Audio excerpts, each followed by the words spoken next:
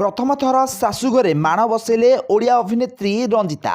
ताल फ्रेंड्स आपण मैंने रंजिता पाणिग्राही को बेस भल भाव में जानी गत दिन मानक बह बंधन बांधि होते रंजिता पाणिग्राही।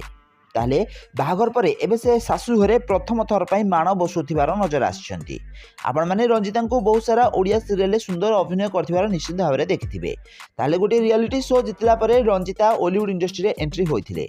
आउ यापरठारु से केबे बेले पछकु फेरी चाहि नाहंती। बहुत सारा ओडिया सीरियल सुंदर अभिनय करी सारा ओडिशार लोकमानक मन जितिबारे सफल होइछंती।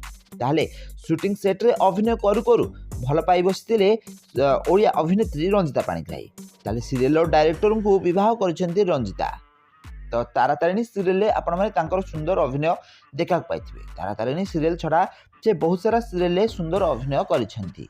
सारा ओडिशार लोक माने तांको एही कारणरू बेस अधिक भल पाइबा देइछंती।